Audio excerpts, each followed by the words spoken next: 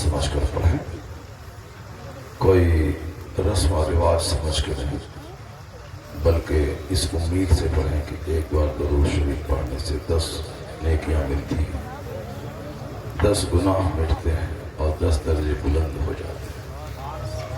تو رسم و رواج سمجھ کر کے نہیں بلکہ عبادت سمجھ کر ثواب کی نیت سے بالکل اخلاص کے ساتھ پڑھیں۔ درود شریف پڑھیں، اللہم صلی، سارے لوگ مل کے پڑھیں، اللہم صلی علی سیدنا و مولانا محمد المعظم الجود والکرم وآلہ وبارک وسلم، صلاۃ و سلام علیک یا رسول اللہ۔ آپ کے اس علاقے میں اتنا بڑا جلسہ ہوتا ہے، اتنے لوگ آتے ہیں، یہ تو مجھ کو پہلی بار ایسا تجربہ ہوا۔ ابھی لگاتار 2-3 مہینے سے جلسے ہو رہے ہیں اور اکثر راتیں جلسے میں گزر جاتی ہیں میری۔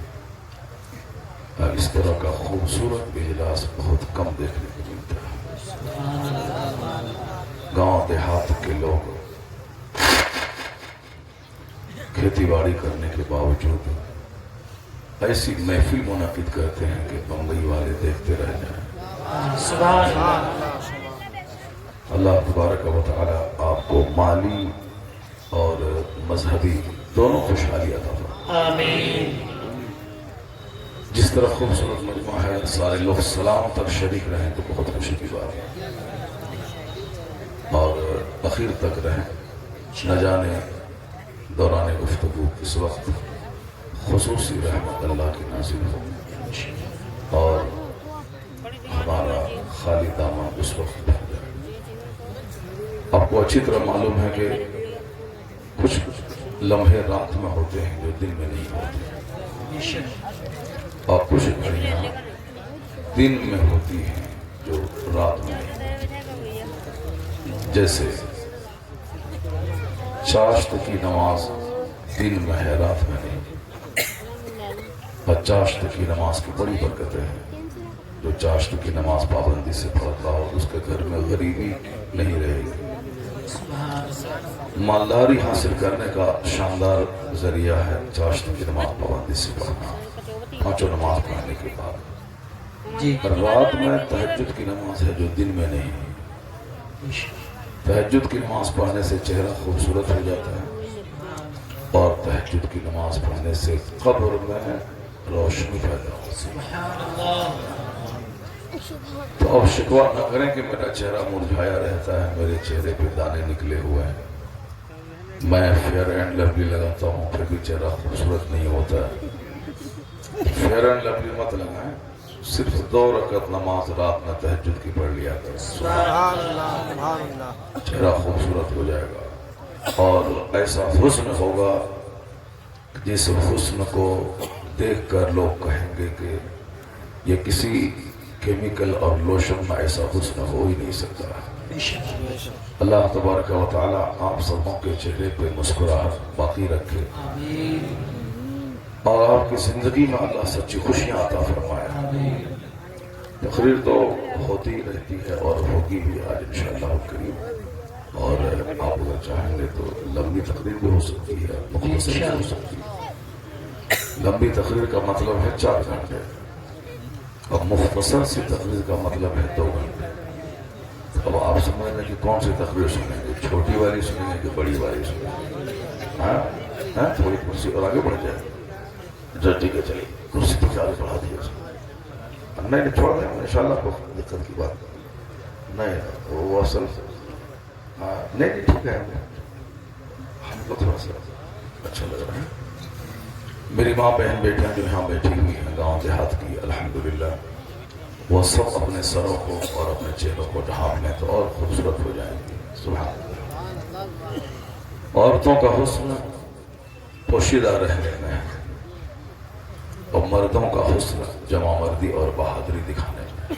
بے شک عورتیں اپنا کام کریں، وہ بے پردہ نہ ہوں، سر نہ کھلے رہیں، چہرہ کھلا ہوا نہیں رہے، وہ بالکل باپردہ رہیں، سب سے بڑی دولت وہی ہے۔ بزرگ اے لڑکا دیکھو یہ بھاگ رہا ہے، देखो देखो देखो देखो क्यों भाग रहा है, भागो मत। हाँ हाँ हाँ ठीक है ठीक है, अपनी जरूरत से फारिग होकर फिर वापस आ जाना।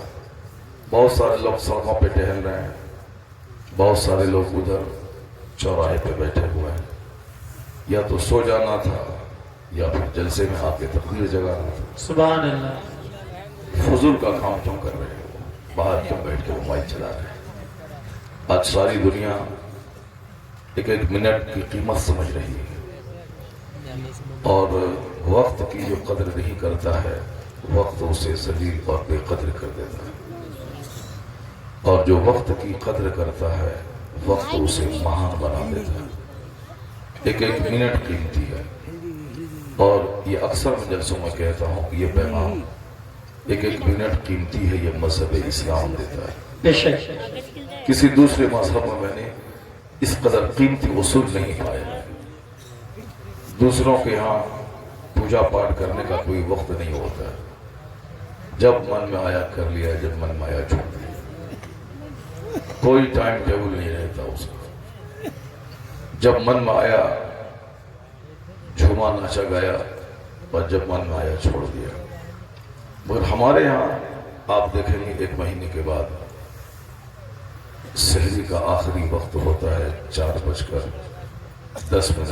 फॉर एग्जाम्पल, मिसाल के तौर पर, तो 4:10 से पहले मेरे लिए पानी पीना भी हलाल है और मेरे लिए दाना खाना भी हलाल है। लेकिन उसी 4:10 के बाद 4:11 पे मेरे लिए पानी पीना भी हराम हो जाता है, खाना खाना भी हराम हो जाता है। शाम के वक्त में 6:30 पे अगर इफ्तार का टाइम है तो 6:30 से पहले दाना पानी दोनों हराम, और 6:30 के बाद दाना पानी दोनों हलाल।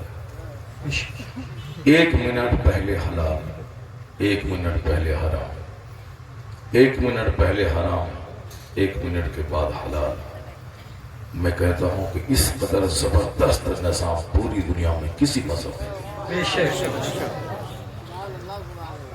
अभी ईशा की नमाज का आखिरी टाइम होने वाला है, आपके यहाँ मान लिया जाए 5:25 पे, और 5:25 से पहले फजर का टाइम शुरू होने वाला है।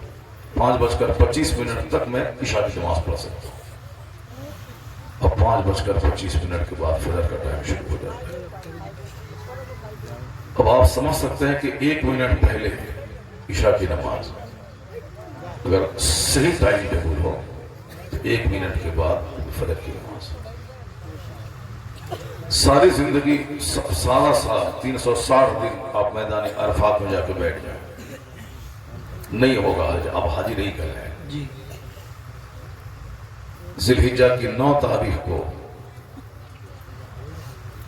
आफताब ढल जाने के बाद हालत एहराम में 1 मिनट भी आप अरफात में बैठ जाएं या अरफात की फजाओं से गुजर जाएं, आप हाजी हो। 8 जिलहिज्जा तक आप बैठे अरफात में, नहीं है हाजी आप। 9 तारीख को ही हज होगा, 8 को नहीं। तो आप समझ सकते हैं कि 1 दिन, 1 तारीख, 1 जगह में किस कदर वक्त की पाबंदी का राज पे था। ज़कात फर्ज होती है इस माल पे साल गुजर जाए। साल गुजर जाने से पहले अगर आपने अपना 1 करोड़ रुपए का जेवर अपनी बीवी को दे दिया तो आप पर ज़कात फर्ज नहीं, साल नहीं गुजरा उसमें। जी अब उनके पास ये माल 9 महीने, 8 महीने, 10 महीने, 11 महीने तक रहा, 50 करोड़ रुपए का जेवर, जबकि 1 लाख रुपए में 2500 रुपए ज़कात निकाले। 1 करोड़ में 2.5 लाख रुपए ज़कात। अब मेरे पास 50 करोड़ रुपए हैं, मैंने वो रुपए साल लगने से पहले अपनी बीवी को दे दिए, हम पर ज़कात फर्ज नहीं, साल ही नहीं लगा। जी अब बीवी उसकी मालिक हो गई, वो 11 महीने के बाद फिर वापस हमको दे दिया, उस पर भी ज़कात फर्ज नहीं। ऐसा आप लोग मत कीजिएगा, क्योंकि ज़कात से बहुत सारे गरीबों के चूल्हे जलते हैं, बेशक ज़कात से बहुत सारे मदरसे चलते हैं। बेशक ज़कात ایک ایسا سسٹم ہے جس کی وجہ سے آج ساری دنیا مجھ سے سیکھ کر یتیم خانے چلا رہی ہے. سبحان اللہ. اناتھالے اسکول کالج اور غریبوں کے ادارے چلا رہے ہیں. ہم نے لوگوں کو مساج دیا ہے کہ امیروں سے مال لیے جائیں اور غریبوں میں خرچ کیے جائیں. بے شک. یہ حضور نے کہا ہے کہ امیروں سے مال لیے جائیں اور غریبوں میں خرچ کیے جائیں. جی.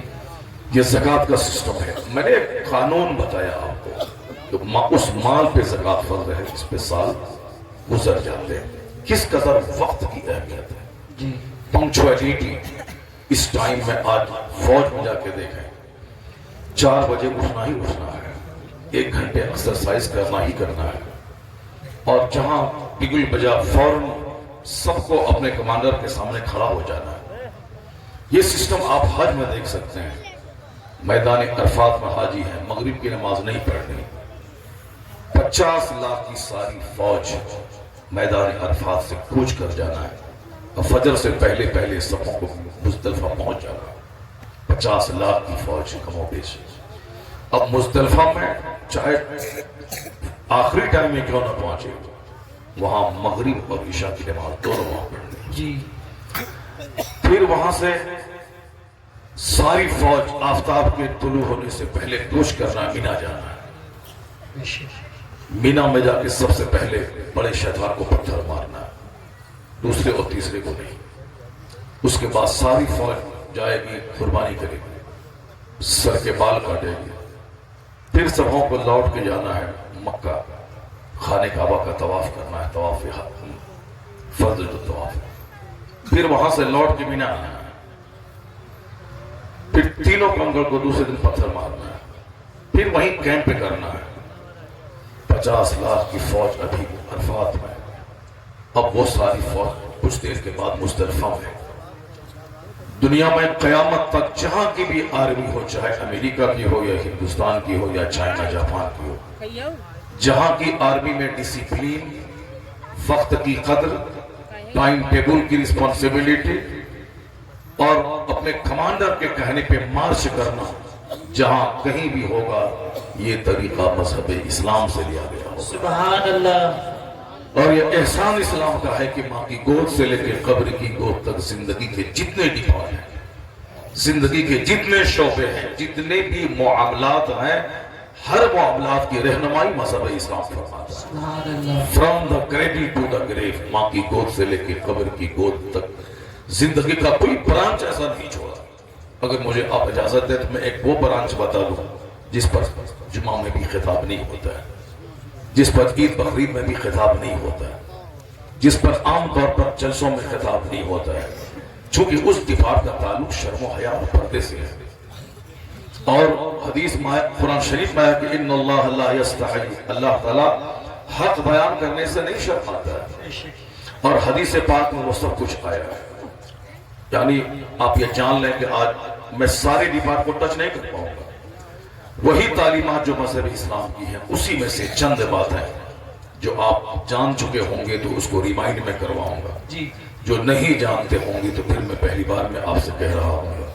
اور مجھ کو معلوم ہے کہ اسلام میں جو جمعہ کے خطاب کا سسٹم ہے, جو فرض قرار دیا گیا ہے, اس کی وجہ سے ہر مسلمان کا بچہ اسلام کی بہت ساری باتوں کو, اسی خطاب کو سن کر کے جان لیتا ہے. بے شک. دوسرے لوگ جاہل رہیں چونکہ اس کے یہاں کوئی سسٹم نہیں ہے. جمعہ کے ویکلی خطاب کا کوئی سسٹم نہیں ہے. جیسے ہندوؤں کے یہاں ویکلی اجتماع کا کوئی سسٹم نہیں ہے کہ محلے کے سارے غیر مسلم اس مندر میں جمع ہو جائیں اور اس کا پنڈت وہاں جمع ہو جائے اور وہ پنڈت اپنے ماننے والوں کو کچھ پروچن کرے, کچھ سمجھائے.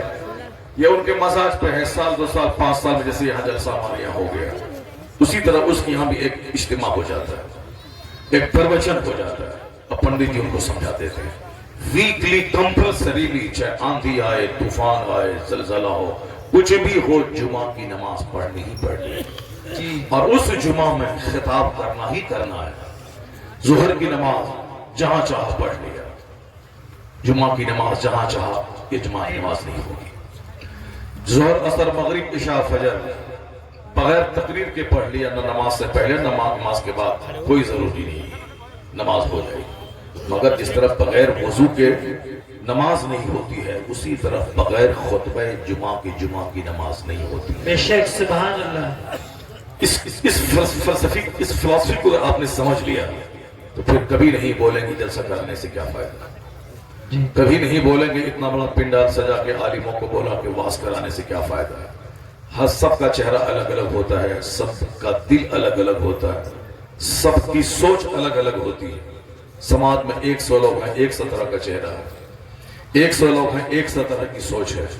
اچھے لوگ ہمیشہ اچھی محفلوں کو سراہتے ہیں کہ کم سے کم ایک دن 1000 2000 10,000 مسلمان مل بیٹھ کر اپنے خالق کا ذکر تو کر لیں، اپنے قرآن کریم کی آیتوں کی تفسیر و توضیح تو سن لیں، مصطفیٰ کی حدیث سن لیں۔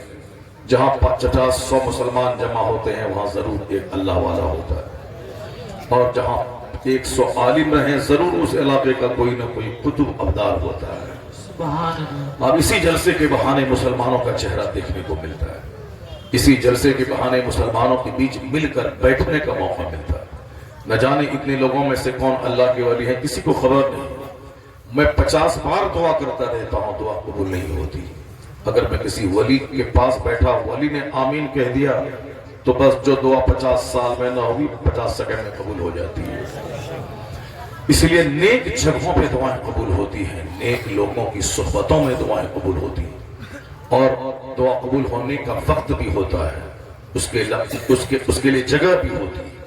یہ عام اجتماع جہاں مسلمان جمع ہوتے ہیں وہاں دعا قبول ہوتی ہے۔ اس لیے اس طرح کی محفلوں میں دعاؤں کا زیادہ اہتمام کرنا چاہیے۔ دعا کی قبولیت کے لیے مقامات ہوتے ہیں، اس طرح واز کی محفل، جمعہ کا خطبہ اور نماز پنجگانہ فرض نماز پڑھنے کے بعد حالت سجدہ میں دعا قبول ہوتی ہے، اور درود پڑھنے کے بعد دعا قبول ہوتی ہے۔ اعلیٰ حضرت کے والد گرامی مفتی نقی علی خان رضی اللہ تعالی عنہ نے 28 مقامات لکھے ہیں جہاں دعائیں قبول ہوتی ہیں۔ اس میں سے ایک ہے میدان عرفات، ایک ہے وادی مینا، ایک ہے مزدلفہ، ایک ہے خانہ کعبہ کے ارد گرد مطاف جہاں طواف کیا جاتا ہے، ایک مسجد حرام ہے جو خانہ کعبہ کے چاروں طرف جو دالان نما مسجد ہے، اور ایک خانہ کعبہ کے پاس میں بھی کچھ ایسے مقامات ہیں جہاں دعا قبول ہونی ہی ہونی ہے، جیسے باب کعبہ ہے، دروازے کے سامنے ایک محتیم ہے، ملتزم ہے، میزاب رحمت کے نیچے ہے، پچھلی جو دیوار ہے مستجاب، وہاں گیٹ نما بنا ہوا ہے، گیٹ ہے نہیں مگر گیٹ نما بنا ہوا ہے، آپ غور سے دیکھیں گے اس کو، وہاں دعا قبول ہوتی ہے۔ اور خانہ کعبہ کا جو دکنی حصہ ہوتا ہے جہاں رکن یمانی اور رکن اسود کے بیچ میں، جہاں 70,000 فرشتے آمین کہنے کے لیے ہر وقت تیار رہتے ہیں، اس لیے وہاں سارے مسلمان ربنا آتینا فی الدنیا حسنہ وفی الآخرۃ حسنۃ وقنا عذاب النار یہ دعا پڑھتے ہیں۔ اس میں دنیا اور آخرت کی ساری بھلائیوں کی دعا مانگی جاتی ہے، اور مدینے میں بقی شریف میں دعا قبول ہوتی ہے، احد پہاڑ پہ دعا قبول ہوتی ہے، مسجد نبوی میں دعا قبول ہوتی ہے، مسجد فتح میں دعا قبول ہوتی ہے، مسجد خندق میں دعا قبول ہوتی ہے، مسجد غمامہ سامنے ہے جہاں عید کی نماز پڑھی جاتی ہے، سرکار نے پڑھی تھی، وہاں دعا قبول ہوتی ہے۔ اور روضہ رسول پہ دعا قبول نہیں ہوگی تو پھر کہاں ہوگی؟ ہوتے کہاں خلیل و بنا کعبہ و منا، لولاک والے صاحبی یہ سب تمہارے گھر کی ہے۔ جان کائنات ہے مصطفیٰ، روح کائنات ہے مصطفیٰ، باعث تخلیق کائنات ہے مصطفیٰ۔ آقا دو جہاں کے آنے کے بعد ہی پتا چلا کہ اللہ ایک ہے۔ حضور نے ہی کہا کہ قرآن اللہ کا کلام ہے، حضور نے ہی کہا کہ کعبہ اللہ کا گھر ہے، حضور نے بتایا کہ مرنے کے بعد جنت اور جہنم ہے، سرکار نے کہا کہ قبر میں فرشتے آئیں گے تو اس سے سوال جواب کریں گے، یعنی یہ سارے عقائد تو حضور سے ملے۔ حضور نے ہی کہا کہ اللہ ہے، حضور نے کہا قیامت کا دن قائم ہوگا تو اس سے حساب لیا جائے گا، رائی کے دانے کے برابر جو کچھ تم نے دنیا میں کیا سب کچھ کا حساب لیا جائے گا۔ یہ مت سمجھنا کہ میں بے لگام ہوں، ابھی ہم پر زلزلہ نہیں آتا ہے، ابھی ہم زمین میں نہیں دھستے ہیں، ابھی ہم نے نماز چھوڑ دی کچھ نہیں ہوا۔ یہ آزمائش کے دن ہے، یہ آزمائش کا لمحہ ہے، یہ آزمائش کی دنیا ہے، یہ کام کی دنیا ہے۔ یہاں بدلہ نہیں ہے کہ ابھی شراب پیا تو ابھی زمین میں دھس جائے، ابھی زنا کیا تو آسمان سے پتھر برس رہے، ابھی جھوٹ بولا تو منہ میں لقوہ مار دے۔ نہیں، یہاں اللہ نے چھوٹ دی۔ ہر جمعہ کے دن خطبہ رضویہ میں ایک حدیث پڑھی جاتی ہے، اعمل ما شئت اے لڑکے اے سفید کٹ بھگو اس کو لگتا ہے چھوٹی کاٹ گئی. بڑی مشکل سے جلسہ ہوتا ہے. ایک جا رہا ہے ایک آ رہا ہے. کیا تماشا ہے؟ جلسہ ہے کہ ناٹو کی محفل ہے. جب تک نہیں ناٹو کو سنتا ہی نہیں. ایک ادھر سے اٹھ رہا ہے ادھر سے اٹھ رہا ہے ادھر جا رہا ہے. ساری زندگی بھاگتا ہی رہے گا, برکتوں سے محروم رہ جائے گا.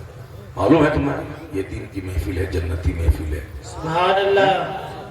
یہ اللہ رسول کے ذکر کی محفل ہے. جو اس محفل کو آباد کرتا ہے اللہ اس کو آباد کر دیتا ہے. بے شک. اور جو اس محفل کو برباد کرے گا اللہ تبارک و تعالیٰ اس کو برباد کر دے گا. جو مسجدوں کو اجاڑتا ہے, جو جلسوں کو اجاڑتا ہے, جو مدرسے کو اجاڑتا ہے, جو دین کی محفلوں کو اجاڑتا ہے, اس کی زندگی اجڑ جاتی ہے. بے شک. میں نے اپنی آنکھوں سے دیکھا بہت سارے لوگ مدرسے کے پیچھے پڑے رہے میرے گاؤں میں. مدرسے کے پیچھے جو زمین وقف کر دی تھی اس کو اجاڑ کے پھینک دیا مدرسے کو وہاں سے. اس کے بال بچے سب اجڑ گئے. کوئی قاعدے کا مولوی حافظ تک نہیں بن سکتا. اور غریبوں کے بچے, غریبوں کے لوگ جو عالموں کے ہاتھ چومتے تھے, عالموں کے پاس آ کے بیٹھتے تھے, جن کی زمین نہیں تھی مزدوری کرتے تھے, آج ان کے بیٹے حافظ قاری عالم سب بن گئے. سبحان اللہ. صاحب شاندار گھر, شاندار مکان, شاندار گاڑیاں سب چلا رہے ہیں. تو عالموں کی بے عزتی سے ان کے خاندان میں کوئی عالم نہیں پیدا ہو, اور عالموں کی قدر منزلت کرنے سے اس کے خاندان, اس کے بال بچوں میں اللہ تعالیٰ اہل علم پیدا کرتے ہیں. سبحان اللہ. اس لیے یہ مجلس اجاڑنے کی چیز نہیں, اجاڑنا ہی تو اس کا انعقاد کیوں کیا؟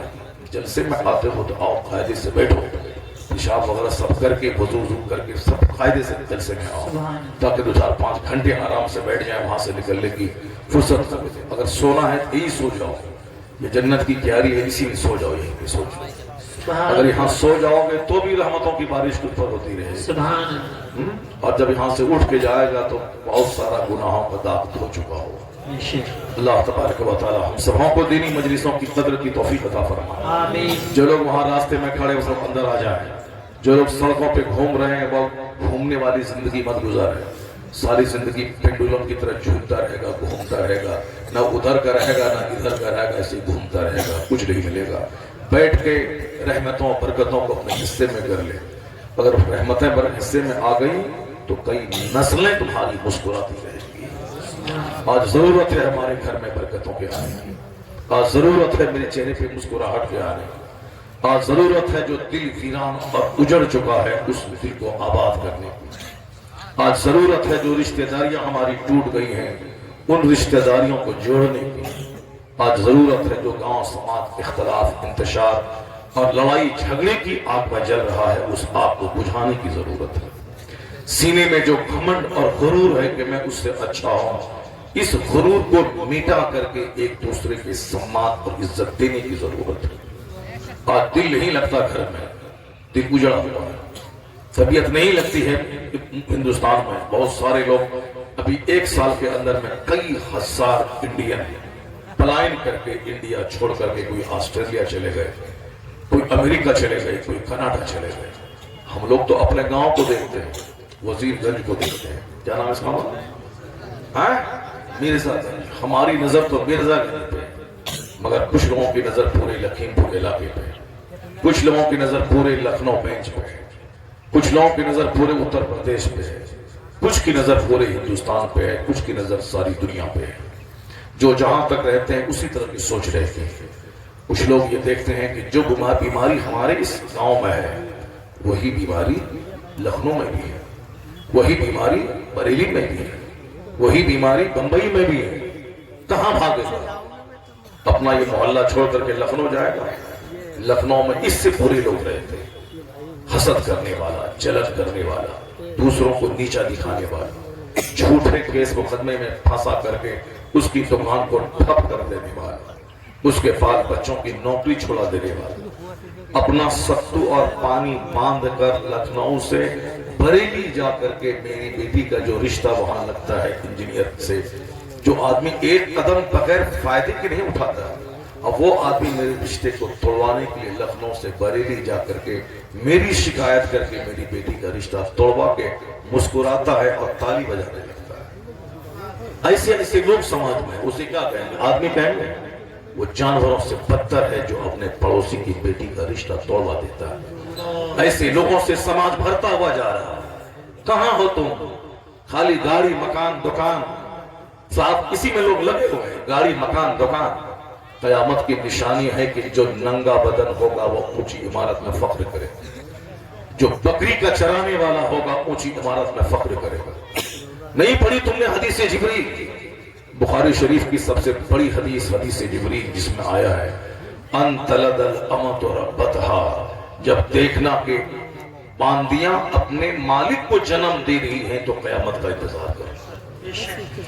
اس حدیث کی دو تشریح ہے، ایک ہے کہ ماں اپنے پیٹ سے نافرمان اولاد پیدا کرے، ماں اس ہستی کا نام ہے جس کے سامنے بیٹا نگاہ نیچی کر کے بات کرے، ماں کے پاؤں کے نیچے جنت ہے، ماں سے اونچی جگہ نہ بیٹھے، ماں سے تلخ لب و لہجے میں بات نہ کرے، یہ بے ادبی ہے، ایک غلام کی طرح بات کرے اپنی ماں سے اور اپنے باپ سے۔ لیکن آج دیکھیں ایک بیٹا جو ماں کو پالتا ہے، کھلاتا پلاتا ہے، کپڑے دیتا ہے، وہ کبھی کبھی غصے میں آ کے آنکھ دکھا کے کہتا ہے خبردار ٹھیک سے رہو ورنہ بہت برا ہو جائے گا۔ یہ غلام تھا، آنکھ نہیں ملانا تھا، یہ آنکھ دکھاتا ہے ماں کو، یعنی یہ نوکر ہے، یہ ماں کا مالک بن رہا ہے، میں ٹھیک سے رہو ورنہ کھانا پینا سب بند کر دیں گے۔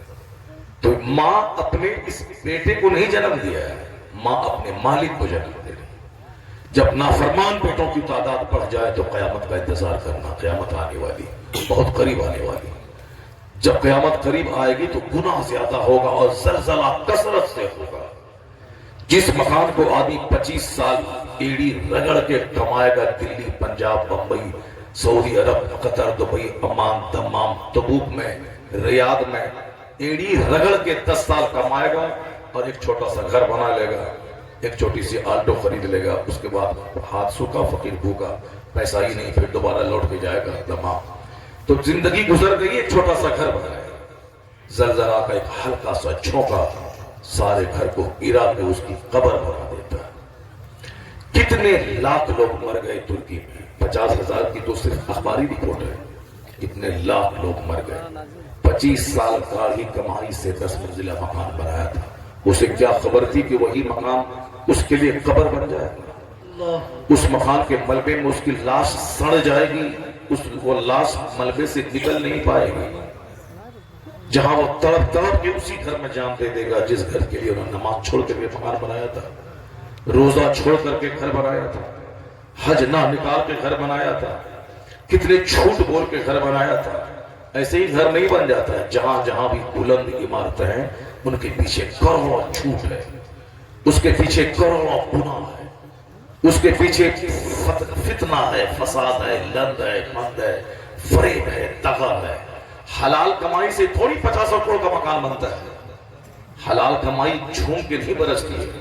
ذرا دیکھ لیں اینٹ ڈھو کر کے 8 گھنٹے اینٹ ڈھوئیں تب جو 400 روپے ملتے ہیں، ایک ایک پیسہ اس کا حلال کا ہوتا ہے، اور وہ حلال کا 1 روپیہ جب اندر جاتا ہے تو پورا سینہ روشن ہو جاتا ہے۔ سبحان اللہ۔ اور حرام کا 1 روپیہ گاڑی پہ بیٹھا ہے،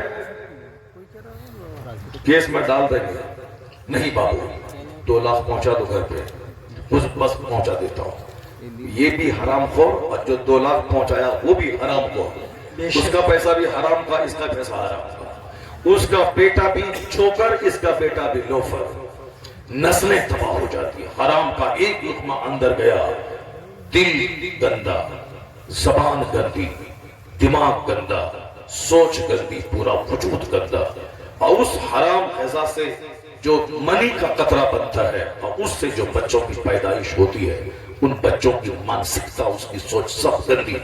آج جوکروں کی تعداد میں اضافہ ہو گیا، شریر اور ڈکیتوں کی تعداد میں اضافہ ہو گیا، ہر گاؤں سماج میں ڈکیت، چور، لچا، لفنگا، ماں باپ کا نافرمان، اپنی بہنوں کو مارنے والا، اپنے بھائی کو جیل ڈالنے والا، حرام کمائی سے اترا کے دوسروں کو حقیر سمجھنے والا، ناجائز زمین پہ قبضہ کرنے والا، بنیاد میں جس کی حرام داخل ہو، اسی طرح سے پورا گاؤں، سماج، شہر، ہر جگہ ایسے ہی حرام خوروں کی تعداد میں اضافہ ہو رہا ہے۔ لوگ کہتے ہیں تقریریں بے اثر ہو گئی، حلال غذا اندر جائے تب نہ سوچ روشن ہو۔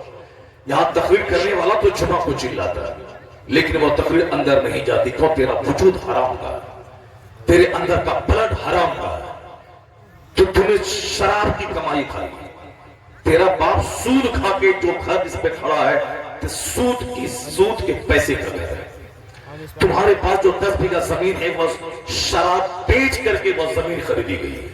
یہ بتا دے، شراب بیچ کر جو زمین خریدی گئی، اس کا جو لقمہ کھا کر کے وجود تیار ہوگا، اس کا تو انگ انگ ناپاک ہوگا۔ اب وہ باپ کی گستاخی کرے گا، وہ عالم کو گالی دے گا، وہ اپنے پیر کی توہین کرے گا، وہ حلال طریقے سے زندگی نہ گزار کے حرام راہوں سے زندگی کے دن گزارے گا۔ سوچ گندی، دل گندا، وجود گندا، یہ بولے گا کہ مولانا کی تقریر میں اثر نہیں ہے۔ کتے، تم نے اپنے بدن کے ہڈی اور گوشت کو دیکھا، حرام کی ہڈی، حرام کا خون، حرام کا گوشت، تو پھر تیری سوچ حرام جیسی۔ اب تو بولتا ہے مولانا کی تقریر میں اثر نہیں ہے، تو کہتا ہے مولانا کی تقریر بے اثر ہو گئی۔ مولانا قرآن بولتا ہے، اور پیغمبر بھی قرآن بولتے تھے، کروڑوں لاکھوں میں سے چند لوگ ہوتے تھے جو کھچ کھچ کے آگے کلمہ پڑھ لیتے تھے۔ نبیوں پر بھی اللہ کا کلام پیش کر دینا لوگوں پر ضروری تھا، اور یہی کام نبی کے غلام ان کے نائب کرتے ہیں، لوگوں کے سامنے قرآن پیش کرتے ہیں، حدیث بیان کرتے ہیں، اور اسی لوگوں میں سے کچھ لوگ ہوتے ہیں جن کا دل سیدھا ہوا، جھک گئے، اللہ کے حضور سجدہ ریز ہو جاتے۔ سبحان اللہ۔ کسی کے گلے میں چادر ڈال کے مسجد میں گزارنا فرض کسی نبی پہ نہیں تھا، نہ کسی عالم پہ فرض ہے، کسی پہ فرض نہیں تھا، نہ کسی نبی پہ، نہ کسی عالم پہ فرض ہے، صرف اللہ کا کلام پہنچا دینا ہے۔ لگتا ہے کہ حضور سیدی سوال ملت کی آمد ہو رہی ہے، انتہائی ادب و احترام کے ساتھ آپ کھڑے ہو جائیں۔ شہزادے سرکار غوث اعظم جانشین حضور طاہر ملت، حضور پیر طریقت رہبر رائے شریعت سیدی سرکار جن لوگوں نے اب تک کسی صحیح پیر و مرشد سے اب تک بیعت نہیں کی ہے، وہ حضور سہیل ملت کے ہاتھوں ہاتھ دے کر اپنے زندگی کے چراغ کو روشن کریں، اپنے دلوں کو روشن کرنے کا سامان مہیا کریں، اور اپنے شیخ کی غلامی میں داخل ہو جائیں۔ مرشد اور شیخ کی نگرانی میں جو زندگی گزرتی ہے، وہ زندگی ناکامی سے محفوظ رہتی ہے۔ دنیا میں بھی شیخ کی رحمتیں ان کے ساتھ رہتی ہیں، اور مرنے کے بعد بھی شیخ کی عنایتیں اس کے ساتھ رہتی ہیں، قبر میں، حشر میں، جنت میں۔ اس لیے صحیح پیر کا انتخاب کرنا چاہیے تاکہ ہمیں صحیح راستہ دکھلائے، اور ایسا غلط پیر اگر کا انتخاب ہوا تو دنیا اور آخرت دونوں تباہ ہو جائے گی۔ سہیل ملت مسلک اعلیٰ حضرت کے نقیب اور پاسبان کا نام ہے، اور اس وقت میں پوری دنیا میں صحیح راستے پہ چلنے کے لیے ایک ہی مسلک ہے، مسلک اعلیٰ حضرت۔ چونکہ کسی بھی دوسرے راستے کو آپ چنیں گے تو وہاں بہت سارے ریسٹرکشنز ہیں، رکاوٹیں ہیں، اوبڑ کھاپڑ ہے، افراط اور تفریط ہے۔ جو اس سے ہٹتے ہیں دشمنی میں یا تو رافضی اور حسد میں یا تو رافضی بن جاتے ہیں، یا دشمنی میں وہ خارجی نجدی وہابی دیوبندی بن جاتے ہیں۔ خطرہ رہتا ہے ان سے جلنے والا یا تو گستاخ رسول کو کافر کہنا چھوڑ دیتا ہے، وہ ان کے گروپ میں چلا جاتا ہے، یا اس مسلک سے چڑھنے والا وہ صحابہ کا گستاخ بن کے مولا علی کی محبت میں صحابہ کی توہین کر کے رافضیوں کی جھولی میں چلا جاتا ہے۔ یہ بیچ کا راستہ ہے، تیرے غلاموں کا نقش قدم ہے راہ خدا، یہ وہ سراغ ہے، یہ وہ کیا بہک سکے جو یہ سراغ لے کے چلے، جہاں اللہ کی تعظیم، مصطفیٰ کی تعظیم، اہل بیت کی تعظیم، صحابہ کی تعظیم، امام کی تعظیم اور غوث و خواجہ کی تعظیم، صرف تعظیم ہی تعظیم ہے۔ اللہ رب العزت کو کیسے مانے، حضور کو کیسے مانے، صحابہ کو کیسے مانے، وہ سب باتیں وضاحت کے ساتھ مسلک اعلیٰ حضرت میں بیان کرتی گئی۔ اگر کوئی بولے کہ میں اللہ کو ایک مانتا ہوں، دوسرا سوال ہوگا مصطفیٰ کے بارے میں کیا کہتا ہے؟ وہ بولے گا میں نبی کو لاجواب مانتا ہوں، پھر سوال ہوگا علم غیب کے بارے میں کیا کہنا ہے؟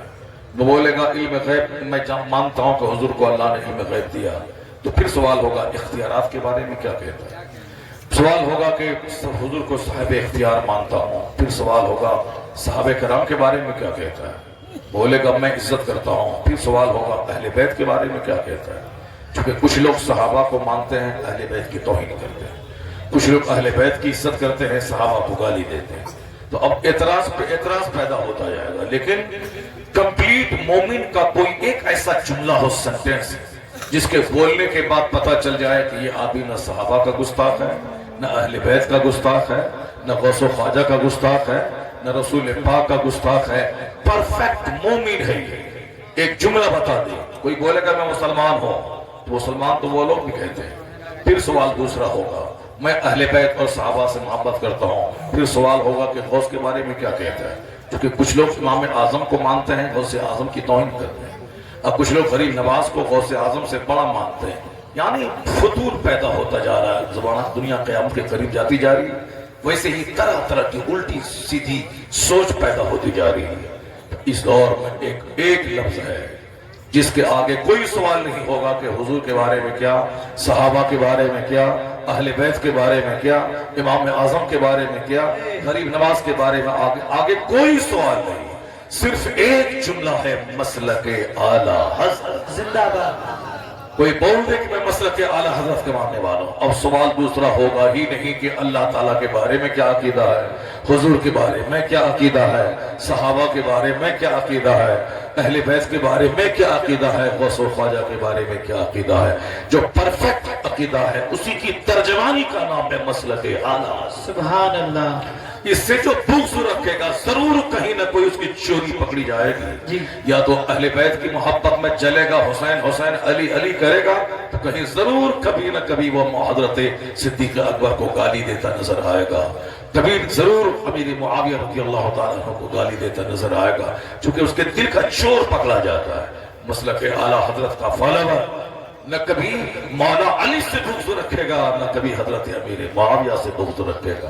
امیر معاویہ کی تعظیم بحیثیت صحابی اور مولا علی کی تعظیم بحیثیت صحابی، بحیثیت خلیفۃ المسلمین، بحیثیت داماد رسول، بحیثیت حسنین کریمین کے والد گرامی، بحیثیت باب فضل و ولایت پہ لاکھوں سلام، یعنی تعظیم ان کی بھی اور ان کی بھی۔ یہ کون سکھاتا ہے؟ یہ مسلک اعلی حضرت سکھاتا ہے۔ سبحان اللہ۔ اللہ تبارک و تعالی ہم کو اور آپ کو سبوں کو مسلک اعلی حضرت پر اخیر دم تک قائم رہنے کی توفیق عطا فرمائے۔ آمین۔ میری گفتگو چل رہی تھی، سوچ آج لوگوں کی ٹیڑھی ہو گئی، اس میں حرام غذاؤں کا بہت بڑا دخل ہے۔ بدر میں آگ لگی ہے، بہت ساری عورتیں ہماری تھیں جو جوانی کے دنوں میں بیوہ ہو گئی، ان کی شادی دوسری نہیں، 80 سال میں اس کی وفات ہوئی، لیکن پوری زندگی نیکیوں سے عبارت ہے، پوری زندگی تقوی اور طہارت سے عبارت ہو گئی۔ پٹنہ عظیم آباد کی ایک خاتون جوانی میں بیوہ ہو گئی، دوسری شادی نہیں کری، انہوں نے اپنے آپ کو گھر میں مقید کر دیا، نہ اجنبی مردوں کا چہرہ وہ دیکھتی تھی، نہ اجنبی مردوں سے بات کرتی تھی، اپنی عزت کی حفاظت، شادی نہیں کری انہوں نے، دن روزہ رکھنے میں، رات تلاوت اور نماز میں وہ گزارتی تھی۔ ایک لمبا عرصہ شوہر کی غیر موجودگی میں لمبا عرصہ گزارنا بہت مشکل کام ہوتا ہے، یہ نیچرل سسٹم ہے، کھانے پینے سونے اور جو خواہشات طبعی ہیں وہ ہر انسان میں داخل ہے، اس کی مخالفت کوئی کرے گا وہ نہیں رہ پائے گا دنیا میں۔ جس طرح کھانے کی خواہش ہے، اگر کوئی بولے گا میں بھوکا دنیا میں زندہ رہ جاؤں گا، نہیں رہ پائے۔ کھانا ایک حاجت طبعی میں داخل ہے، سونا ہماری ضرورت ہے، کوئی بولے میں نہیں سوؤں گا میں زندہ رہ جاؤں گا، نہیں ہوگا۔ پانی پینا یہ ہماری ضرورت ہے، کوئی بولے میں بغیر پانی پیے میں زندہ رہ جاؤں گا، ایسا نہیں ہے، یہاں نہیں رہ پائے۔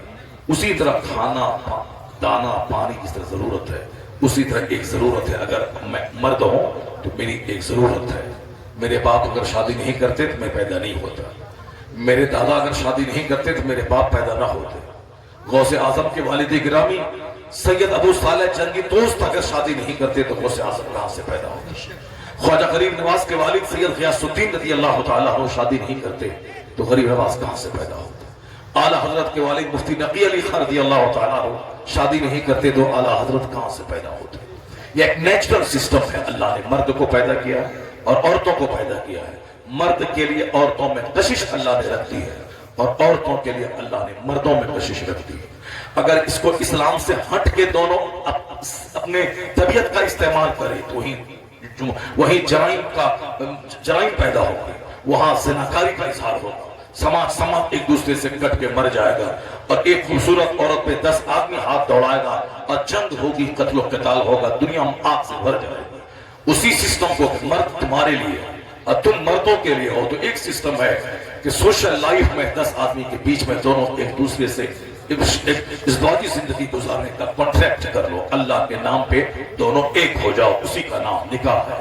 اور اسی نکاح کے ذریعے سماج چلتا رہے گا, توالد و تناسل کا سلسلہ چلتا رہے گا اور تمام بد نظمی اور تمام بدعملی سے سماج بچتا رہے گا.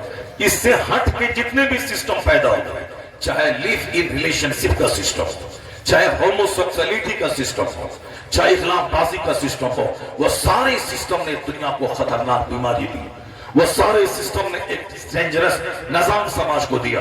اگر مرد سے نکاح کریں تو سماج میں آگ لگے گی, زمین میں زلزلہ پیدا ہوگا.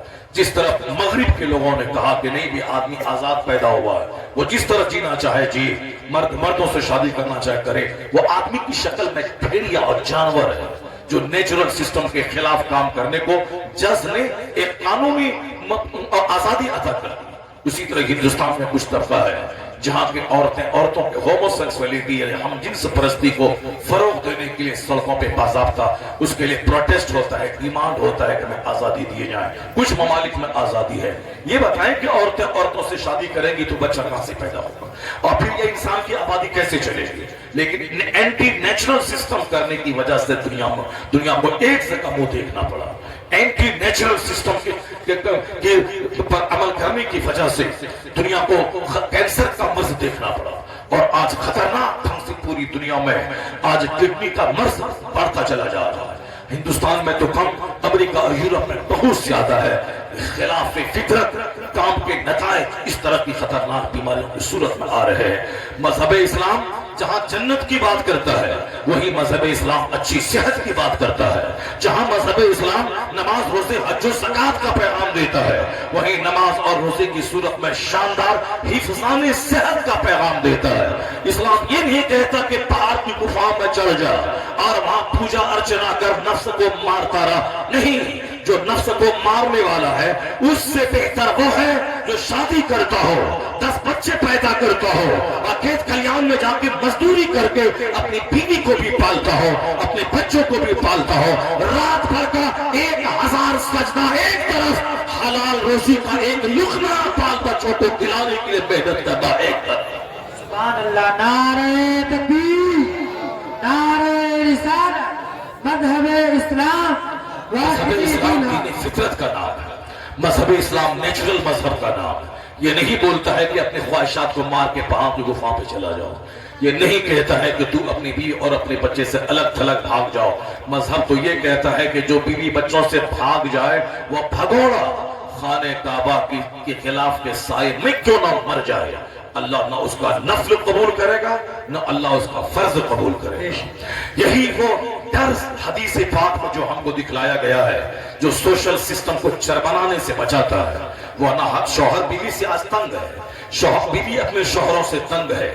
شوہر اچھا نہیں ملا, بیوی اچھی نہیں ملی, ہر آدمی کو شکایت ہے, لیکن ایڈجسٹمنٹ ہو رہا ہے, چل رہا ہے. کیوں؟ حضور نے ایک اچھی زندگی گزارنے کا ایک شاندار ضابطہ دیا ہے. آقا نے کہا ہے کہ اللہ کے نام پہ تیرے پاس آئی ہے, جو کھاؤ وہ کھلاؤ, جو پہنو وہ پہناؤ اور اس کے ساتھ حسن سلوک کر. یہ ٹیڑھی پسلی سے پیدا ہوئی ہے, اس کو سیدھا کرنے کی کوشش مت کرنا. اگر سیدھا کرنا چاہو گے یہ ٹوٹ جائے گی اور ٹوٹنا طلاق ہے. اللہ صبر.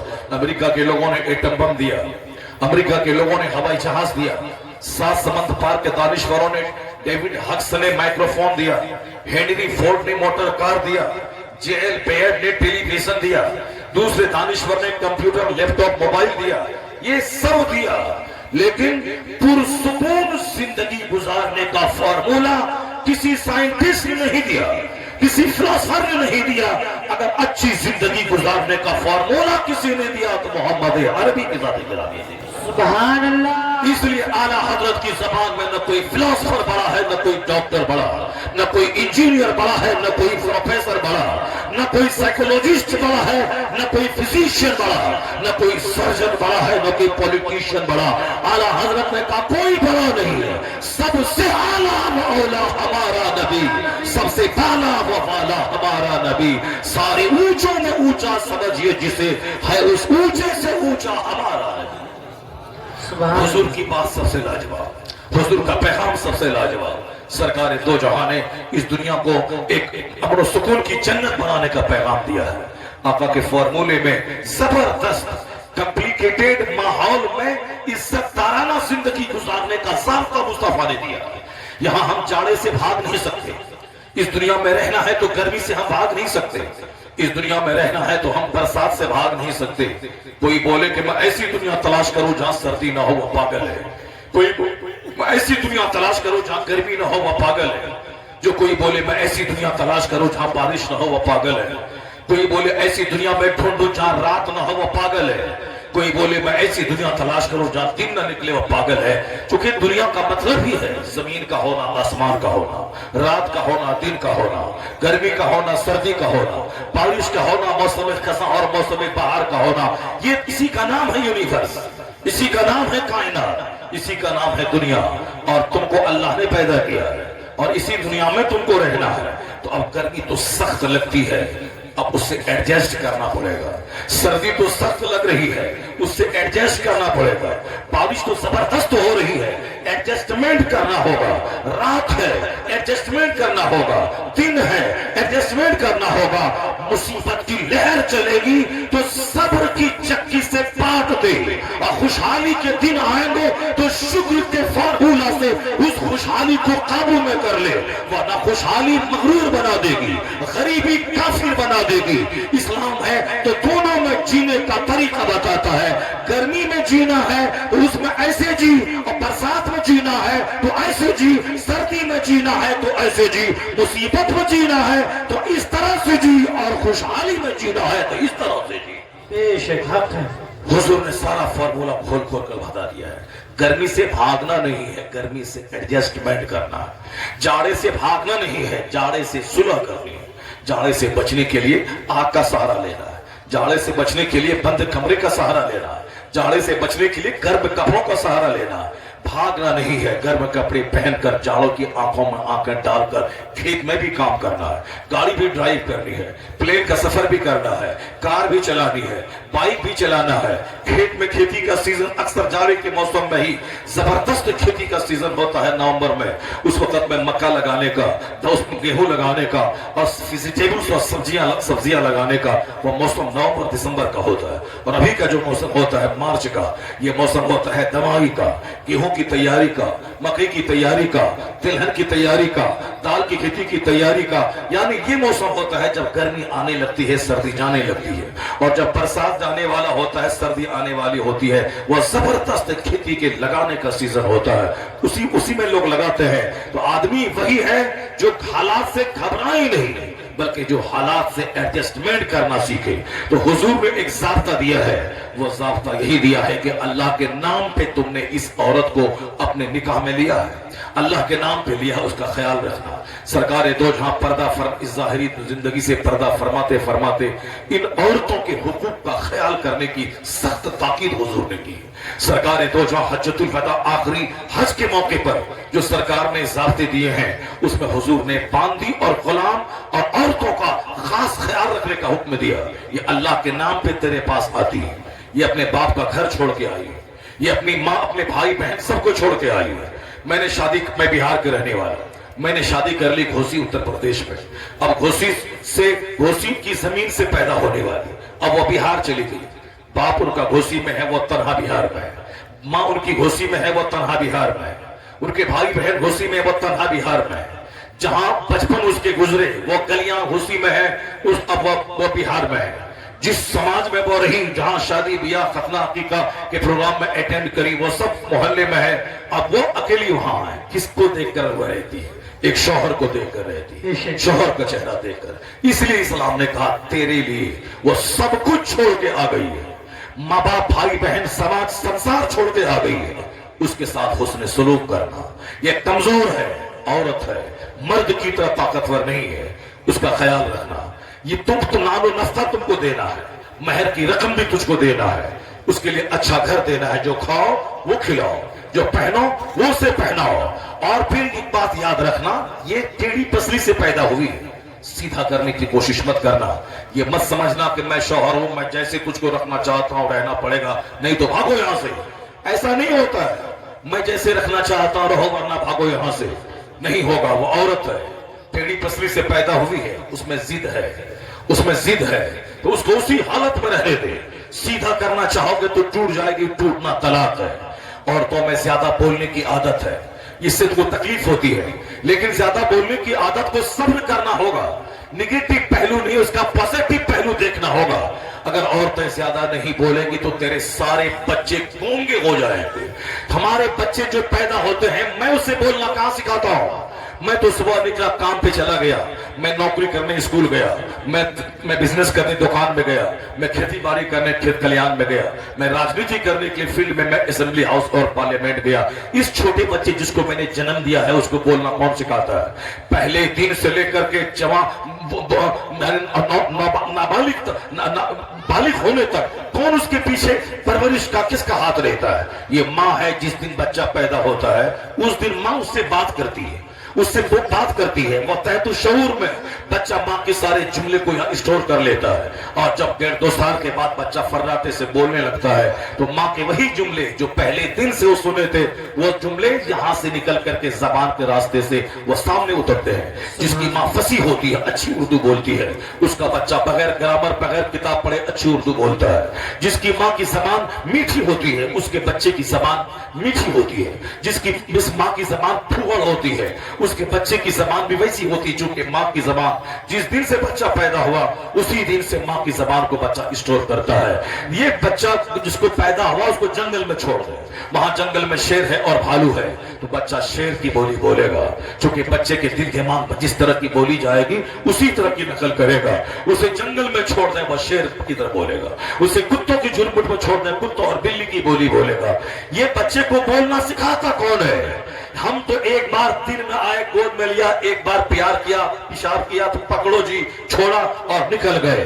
50 बार पेशाब करे, 50 बार उसके कपड़े को धोती है माँ, उसको रात में गीले बिस्तर पे सो के सीने पे सुलाती है माँ। माँ किसको देगी? मैं मुझको मेरी गोद में पेशाब किया तो पकड़ो जी।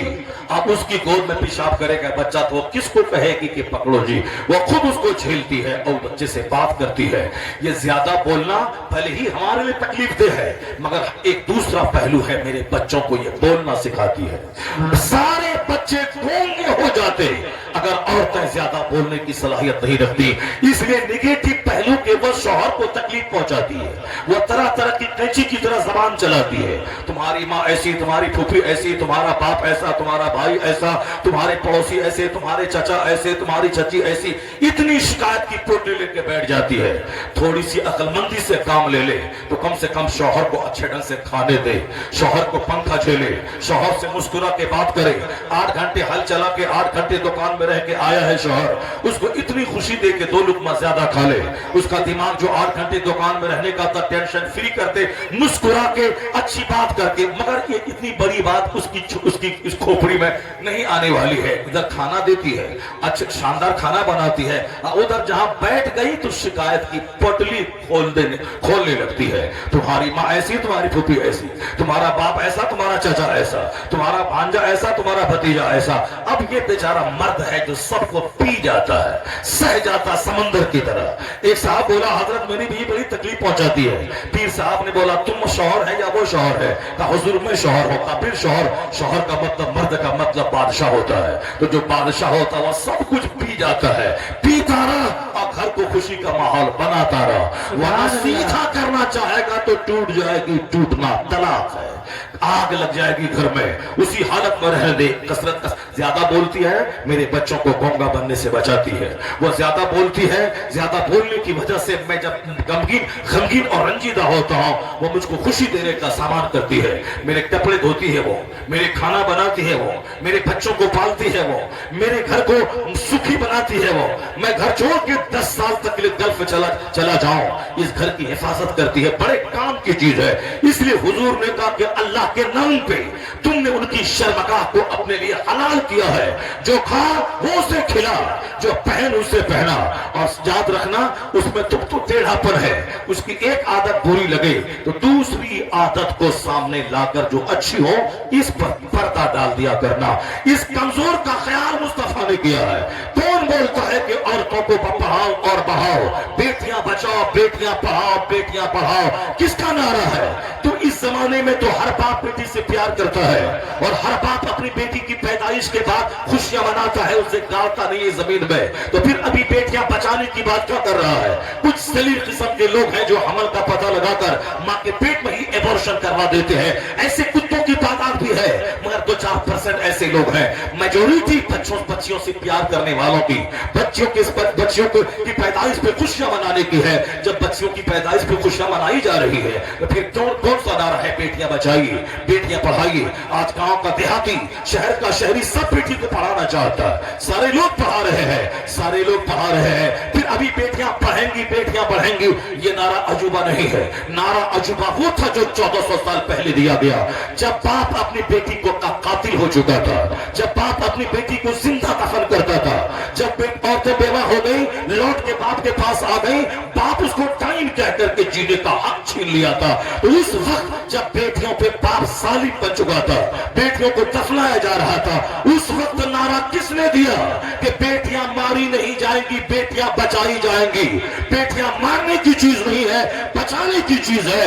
कयामत तक अगर बेटियां आज बच रही है, मारी नहीं जा रही है, तो एहसान मोहम्मद अरबी रहमत दो आलम का है, जिसने कहा कि बेटियां मारी नहीं जाएंगी, बेटियां बचाई जाएंगी। जिस घर में बेटी पैदा होती है, अपने साथ रहमतों का भंडार लेके आती है। सुभान अल्लाह। ये नारा मोहम्मद अरबी रहमत दो आलम अलैहिस्सलाम का है। जिस वक्त बाप ही बेटी को जिंदा दफन करता था, कौन बचाने की बात करता? अभी शौहर तलाक दे दिया, बाप के पास लौट के आ गई, बीवी का शौहर मर गया, बेवा होकर भी बच्ची बाप के पास आ गई, तो अब बाप ही अगर बेटी को मारने लगे तो कौन बचाएगा? आज तो शौहर मार दिया, शौहर छोड़ के भाग गया, बाप के पास शरण ले रही है, और शौहर मर गया, बाप के पास शरण ले रही है। लेकिन जब बाप ही उसको बेसहारा करता हो, उस वक्त कौन उसे सहारा देगा?